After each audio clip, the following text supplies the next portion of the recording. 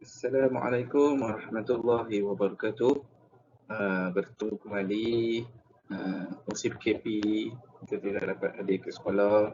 Jadi kita bertemulah untuk tingkatan 3 geografi. Cikgu akan buat ringkasan bab 4 iaitu berkenaan dengan tumbuhan semula jadi di Malaysia. Cikgu akan olahkan sebuah sikit. Jadi ini ringkasan. Jadi bukan penerangan, ini ringkasan serba sedikit. Jadi cikgu nak buat satu lah. Okey, objektif kita ada 4 objektif. Yang pertama, kita boleh tengok dekat sini. Yang pertama, kita nak kenal pasti jenis dan juga taburan tumbuh-tumbuhan semula jadi yang ada di Malaysia. Okey, yang kedua, kita nak menguraikan faktor yang mempengaruhi jenis-jenis pokok yang ada di Malaysia lah. Tumbuhan semula jadi yang ada di Malaysia.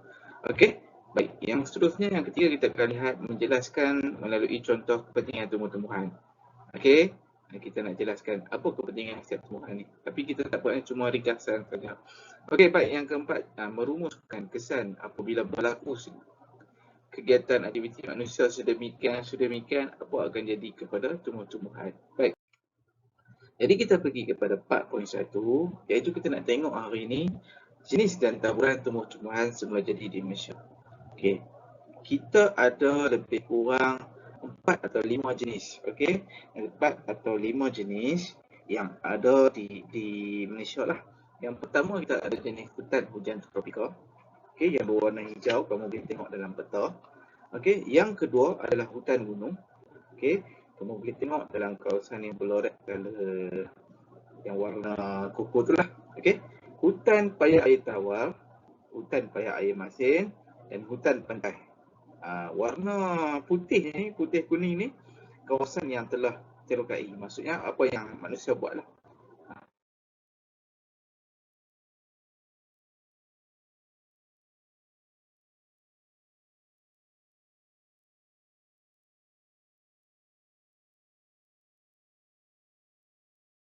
Ke ataupun quiz ke, kamu kena ingat ada 4 faktor yang mempengaruhi tumbuh-tumbuhan semula jadi. Yang pertama bentuk muka bumi lah. Kalau hutan pokok tumbuh-tumbuhan di hutan pantai dengan hutan gunung sama tak?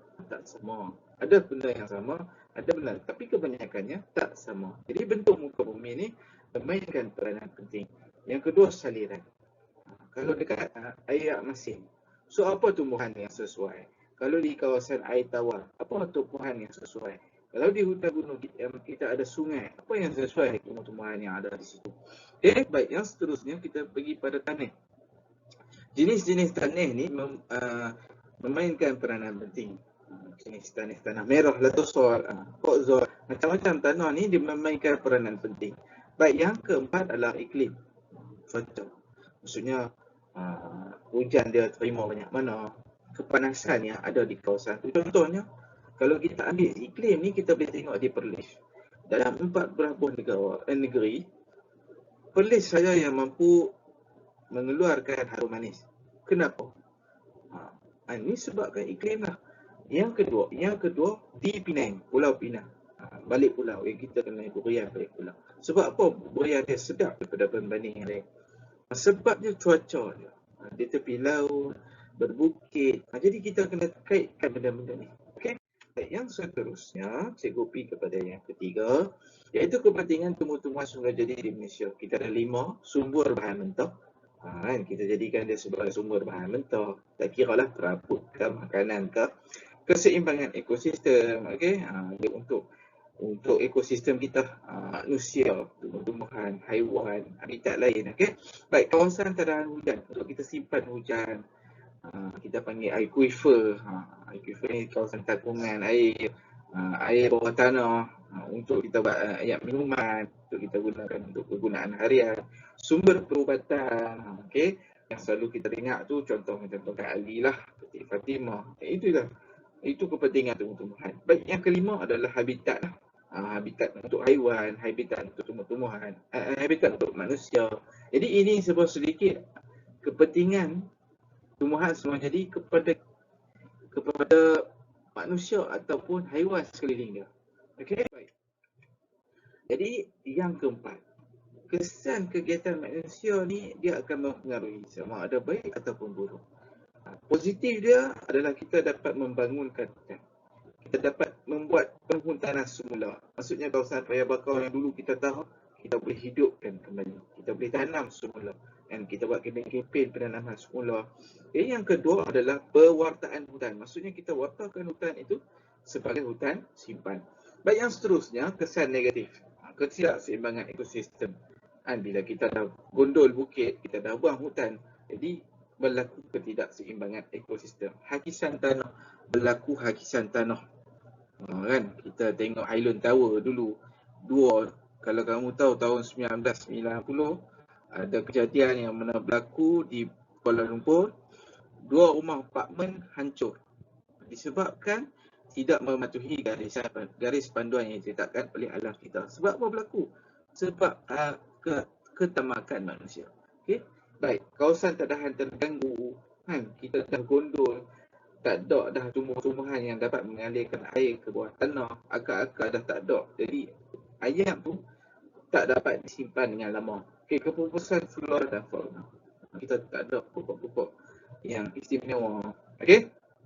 Baik, yang seterusnya, cikgu pergi sebuah sedikit 4.1 lah, cikgu masukkan sebuah sedikit. Jenis dan taburan tumbuh-tumbuhan semula jadi di Malaysia ni kita ada, macam cikgu kata tadi, ada 5 atau 4 atau 5 macam tu. Okay, baik, kita tengok yang pertama, hutan hujan tropika. Berada di mana? Di Banjaran Sitiwangsa. Okey, dipaham lah. Okey, baik. So, yang seterusnya, okey, hutan pantai di Dungun, Terengganu. Dia duduk di kawasan Terengganu lah. Jadi banyak hutan pantai di Dungun. So, sebab orang kalau bulan 12 orang akan melancong ke sana. Sebab pemandangan dia cantik. Kan? Tambah-tambah ada jambatan yang boleh buka tutup kan. Cikgu pun tak pernah sampai lagi. Baik, yang seterusnya hutan paya air masin di Laut Matang, contohnya di Perak. Perak ni banyak hutan paya air masin. Yang seterusnya hutan paya air tawar di Tasik Berar, Pahang. Okey, ni jenis hutan lah yang besar yang boleh kita nampak. Okay, so yang seterusnya kita tengok di sini, hutan gunung adalah di Taman Negara Gunung Mulu, Sarawak. Okey, dia berada di Sarawak. Okey, yang kedua hutan pantai paling besar ni adalah di Pulau Sipadan, Sabah.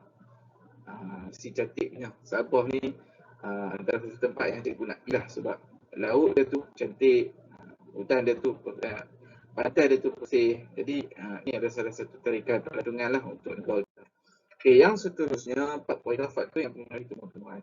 Okey, macam cikgu kata di awal tadi, ada 4, iaitu bentuk muka bumi, saliran, tanah dan iklim. Saliran ni dia banyak, dia ada kawasan tadahan, dia ada sungai, dia ada pantai ke, lebih kurang macam tu. Okey, dia tasik ke, okey. Baik, so yang seterusnya. Okey, 4.3 iaitu kepentingan tumbuh-tumbuhan semula jadi. Kepentingan dia kepada manfaat kepada alam sekitar. Okey, tumbuh-tumbuhan Indonesia lebih banyak manfaat kepada alam sekitar, manusia dan negara. Apa kepentingan dia? Kawasan tadahan hujan, keseimbangan ekosistem, sumber perubatan, habitat dan sumber mangsa. Jadi 5 benda ni awak kena ingat lah. Bila kita sebut kepentingan tumbuh-tumbuhan jadi di Malaysia, ada 5 benda. Okey? Baik, so yang seterusnya, apakah kesan ni cikgu dah terang dah tadi. So kesan kegiatan manusia ni terhadap tumbuh-tumbuhan, dia akan menyebabkan pembangunan, dia boleh menyebabkan positifnya pembangunan hutan lah. Maksudnya kita tanam semula hutan, kita jaga hutan, kita buat balik hutan kita bagi elok. Kita penghutanan semula, maksudnya kita tanam pokok-pokok yang tak ada sebelum.